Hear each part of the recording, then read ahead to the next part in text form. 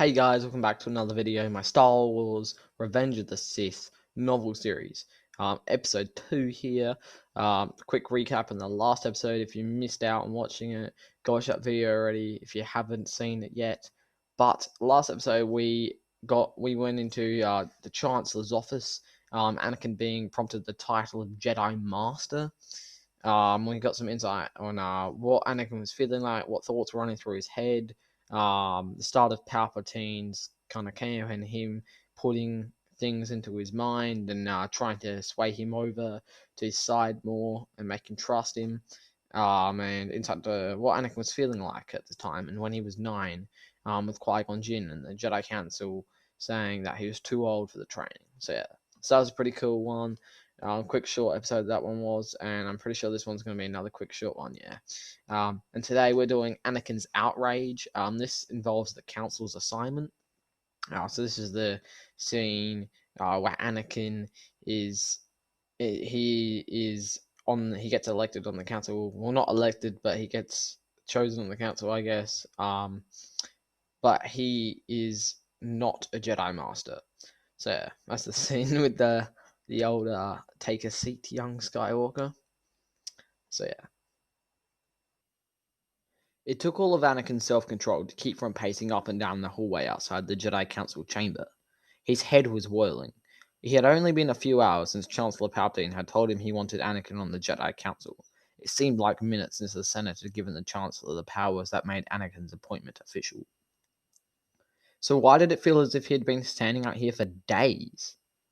The door opened at last, and Anakin went in. The council chambers seemed larger than Anakin remembered. He had been there many times since the beginning of the Clone Wars to report on the missions he and Obi-Wan had conducted, but he didn't remember it ever taking so long to cross to the center of the circle. The waiting masters sat, expressionless, in their places. Mace Windu, East Koth, Yoda, the holograms of Plo Koon and Ki-Adi-Mundi. Even Master Obi-Wan's face gave no hint of the council's decision. Finally, he reached the center of the floor, stopped and bowed to the council.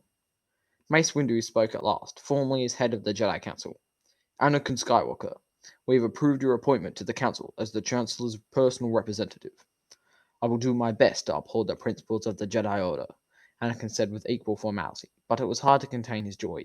He wanted to jump around and shout, or at least grin. Master Yoda must have sensed some of Anakin's feelings, for he gave him a stern look. Allow this appointment lightly. The Council does not. Disturbing is this move by the Chancellor Palpatine. I understand, Anakin said. You are on this council, Mace went on, but we do not grant you the rank of Master. What? Anger swept over Anakin, and with it all his former control abandoned him. How can you do this? I'm more powerful than any of you. How can I be on the council and not be a master? Take a seat, young Skywalker, Mace said, biting off the words with icy disapproval. Anakin swallowed hard. Inside, he was still seething, but he forced out the words, "Forgive me, Master," and went to one of the empty chairs. The Chancellor is depending on me. They'll never trust either of us if they think I can't control myself. But nobody has ever been on the council who wasn't a master, and I'm good enough. Everybody knows it. Ki-Adi-Mundi cleared his throat, and the meeting got down to business. We have surveyed all systems in the Republic, and have found no sign of General Grievous. Hiding in the Outer Rim, he is, Yoda suggested. The outlying systems you must sweep. It may take some time, Obi-Wan said. We do not have many ships to spare. We cannot take ships from the front line, Mace said. Despite his anger, Anakin found himself nodding in agreement. The Republic was spread too thinly already. And yet, it would be fatal for us to allow the droid armies to regroup, Obi-Wan said. Anakin agreed with that too. Master Kenobi, our spies contacted you must, Yoda said. Then wait. Anakin frowned. Wait? That would give General Grievous time to regroup, but if we don't have enough fighters to send right away, what else can we do? The blue hologram of Ki-Adi-Mundi raised a hand. What of the droid landing on Kashyyyk? Everyone agreed that they couldn't afford to lose Kashyyyk, the planet of the Wookiees. It was on the main navigation route for the whole southwestern quadrant. Anakin volunteered to lead an attack group at once. He knew that system well, so he figured it wouldn't take long. But Mace Windu shook his head. Your assignment is here, with the Chancellor, Mace told him. Anakin swallowed his disappointment. He hadn't realized that being the Chancellor's representative would keep him away from the front lines. They won't let me do the job I'm good at, he thought, and they won't make me a master, so I can be good at this job. It isn't fair. It didn't help to hear Yoda say, "Good relations with the Wookiees, I have. Go, I will." Or to hear Mace Windu's instant agreement. All through the rest of the meeting, while the council gave out assignments and planned a strategy at the war, Anakin's anger simmered. He held onto his temper until the council was over, but when he and Obi-Wan started down the hall toward the briefing rooms, he couldn't resist venting his feelings. "What kind of nonsense is this?" he grumbled. "Put me on the council and not make me a master? That's never been done in the history of the Jedi. It's insulting." "Calm down," Obi-Wan said. "You've been given a great honor. To be on the council at your age has never happened before." Anakin snorted. "There's never been a Jedi as strong as I am, either." "Listen to me, Anakin," Obi-Wan said, and the seriousness of his tone caught Anakin's attention. "The fact is, you're too close to the Chancellor, and the Council doesn't like him interfering in Jedi affairs." "Too close to the Chancellor? Does he think—" "I swear to you, I didn't ask to be put on the Council," Anakin said. "If that was what the other Jedi thought, no wonder they were making difficulties." "But it's what you wanted," Obi-Wan said, "and regardless of how it happened, you find yourself in a delicate situation." "You mean divided loyalties, but we're all on the same side, aren't we?" Obi-Wan shook his head. "I warned you that there was tension between the Council and the Chancellor. I was very clear. Why didn't you listen? You walked right into it." That was Obi-Wan, always looking for obscure motives and hidden meanings, but this time Anakin thought he was missing what was right in front of him. "The Council is upset because I'm the youngest ever to serve," Anakin told him. "No, it is not," Obi-Wan said in exasperation. He hesitated, then said more quietly, "Anakin, I worry when you speak of jealousy and pride. Those are not Jedi thoughts. They're dangerous, dark thoughts." "Master, you of all people should have confidence in my abilities," Anakin said. Obi-Wan gave a small nod. Reassured, Anakin went on. "I know where my loyalties lie." Obi-Wan looked at Anakin, then turned away. "I hope so." Disturbed, Anakin waited for his former mentor to continue. When Obi-Wan said nothing, Anakin decided to push. "I sense there's more to this talk than you're saying. Anakin, the only reason the Council has approved your appointment is because the Chancellor trusts you," Obi-Wan said and stopped again. "And?" Anakin was getting tired of all these hints. "Just for once, can't you just come right out and say whatever it is?" "Anakin, look, I'm on your side," Obi-Wan said unhappily. "I didn't want to see you put in this situation." "What situation?" He couldn't mean the appointment to the Council. Obi-Wan was his friend. He knew how much Anakin wanted a seat on the Council. Obi-Wan stopped walking and turned to face Anakin. He hesitated, as if he was searching for the right words. Then he took a deep breath. "The Council wants you to report on all of the Chancellor's dealings. They want to know what he's up to." Anakin stared at Obi-Wan, stunned. A tiny part of his mind whispered, "Don't ever ask Obi-Wan to come right out and say something ever again." But most of him was trying to absorb what Obi-Wan had just said. "They want me to spy on the Chancellor?" Obi-Wan nodded. "That's treason!" "We are at war, Anakin," Obi-Wan said sadly, "and the Jedi Council is sworn to uphold the principles of the Republic, even if the Chancellor does not. Something's very wrong here." "Why didn't the Council give me this assignment when we were in session?" Anakin demanded. Obi-Wan looked even more unhappy than before.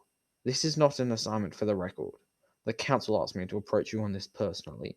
They knew. They knew that he shouldn't be asking this." Anakin's head was spinning. "The Chancellor is not a bad man, Obi-Wan," he said desperately. "He befriended me. He's watched out for me ever since I arrived here." Surely Obi-Wan would understand. "We're on the same side. Why can't anyone else see that? We should be spying on General Grievous and the Separatists, not on a good man who's working for the same things we are." But Obi-Wan was shaking his head. "That is why you must help us, Anakin." But he couldn't face Anakin as he continued. "We owe our allegiance to the Senate, not to its leader, who has managed to stay in office long after his term expired." Anakin stared in disbelief. "They can't blame the Chancellor for that." "Master, the Senate demanded that he stay longer." "Use your feelings, Anakin," Obi-Wan urged. "Something is out of place here." "You're asking me to do something against the Jedi Code," Anakin pointed out bitterly. "Against the Republic, against a mentor, and a friend. That's what's out of place here. Why are you asking this of me?" "The Council is asking you," Obi-Wan said. Anakin stared at his friend, feeling ill. I promised, just yesterday, that I would never break the Jedi Code again, and now the Jedi Council itself was telling him that the code wasn't important if it got in the way of what they wanted. Obi-Wan was asking him to do this. I know where my loyalties lie, Anakin repeated, feeling the hollowness of the words that, only moments ago, he had meant with all his heart. Obi-Wan took that as an answer, and nodded in evident relief, but as he followed his former master down the long hall, Anakin wondered how much of an answer it really was. Well, there we go, guys. There's, I guess, Anakin's outrage to Council's assignment. So, yeah, him going to the Jedi Council and part of the Jedi High Council. And, yeah, I guess the Chancellor organized this meeting for him to be appointed his personal assistant, pretty much. The Jedi said, okay, you will be, as it's probably the Chancellor's words, but they kind of want Anakin to spy on the Chancellor, pretty much. Um, yeah, so yeah, and they want it. It's treason technically, as Anakin does say. But Obi-Wan's like, the council is wanting to do this, not me. I've just been appointed to tell you this personally. And yeah, this is where obviously take a seat, young Skywalker comes in, and yeah, all that tension in the air, and just between Anakin and Mace, this really shows a lot more between them. And really Anakin against the Jedi, and Anakin and the Jedi Council. And part of his master Obi-Wan, we get them talking, and yeah, all this stuff outside of it. So yeah, some extra scenes, some extra dialogue. Um, yeah, really, really cool stuff. So I hope you guys enjoyed that one. Is detail there. Longer episode today, but yeah, like I said, really hope you enjoy. If you are enjoying, force push that like button, please. Why not? Just force push it. Yeah, I don't care which way. If you force pull or push it, but you gotta push it, alright? Um, Same as the subscribe button. Like, come on now, come on. Can't forget about the red subscribe button. If it's red, that means you haven't subscribed. So hurry up and subscribe. So yeah, I'm going to 1K subscribers, and then move on to the next episode. So yeah, hope you guys enjoy. See you later. But remember, the Force will be with you always.